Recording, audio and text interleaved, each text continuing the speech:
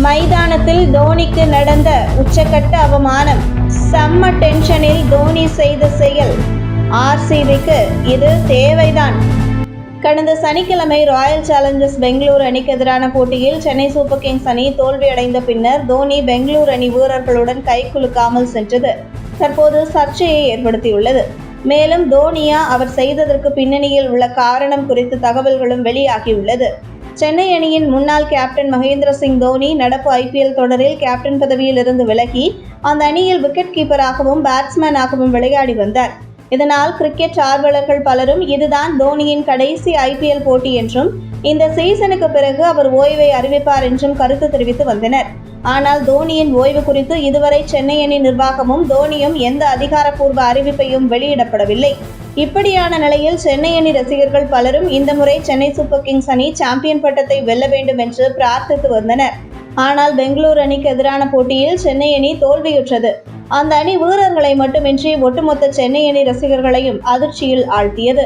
அதே சமயம் சென்னை அணியை வீழ்த்தி பிளே ஆஃப் சுற்றுக்கு தகுதி பெற்ற சந்தோஷத்தில் மைதானத்திலேயே விராட் கோலி உட்பட மற்ற பெங்களூரு அணி வீரர்கள் ஆட்டம் பாட்டம் என வெற்றியை கொண்டாடி தீர்த்தனர். பொதுவாக போட்டி முடிந்ததும் மைதானத்திலேயே அணி வீரர்கள் எல்லாம் ஒன்று கூடி கூச்சலிட்டு ஆரவாரம் செய்து சில நிமிடங்களுக்கு வெற்றியை கொண்டாடுவார்கள். ஆனால் அன்றைய தினம் பெங்களூரு அணி வீரர்கள் நீண்ட நேரமாக மைதானத்தின் மத்தியில் வெற்றியை கொண்டாடினார்கள். அந்த சமயத்தில் சென்னை அணி வீரர்களும் கைகுலுக்கி செல்வதற்காக மைதானத்திலேயே நின்றிருந்தனர். அந்த வரிசையில் தோனி முதல் ஆளாக நின்றிருந்தார். ஆனால் பெங்களூரு அணி வீரர்கள் அவர்களை கண்டுகொள்ளாமல் தொடர்ந்து கொண்டாட்டத்தில் கவனம் செலுத்தி இருக்கின்றனர். இருப்பினும் சில நிமிடங்கள் அங்கேயே பொறுமையாக காத்திருந்த தோனி ஒரு கட்டத்திற்கு மேல் பொறுமை இழந்து கை குலுக்காமலேயே மைதானத்தை விட்டு வெளியேறி இருக்கிறார்.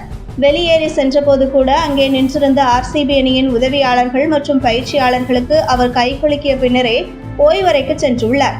தோனிக்கு முழங்கால் வலி இருப்பதால் ஒவ்வொரு போட்டி முடிந்த பிறகும் அதற்கான முதலுதவி சிகிச்சையை எடுத்து வருவதாக சொல்லப்படுகிறது. அதனால் போட்டி முடிந்ததும் முதல் ஆளாக கை குலுக்கிவிட்டு முழங்கால் வலிக்கான முதலுதவி சிகிச்சையை எடுத்துக்கொள்ளலாம் என்று மைதானத்தில் தோனி முதல் ஆளாக காத்திருந்ததாக சொல்லப்படுகிறது. ஆனால் RCB அணி நீண்ட நேரமாக மைதானத்தில் கொண்டாட்டம் செய்து கொண்டிருந்ததால் வலியை பொறுக்க முடியாமல் தோனி அங்கிருந்து வெளியேறி இருக்கிறார். ஆனால் இது தெரியாமல் பெங்களூரு அணி ரசிகர்கள் பலரும் தோனி RCBயை அவமதித்து விட்டதாக கூறி கொந்தளித்து வருகின்றனர். உங்கள் தின சேவல்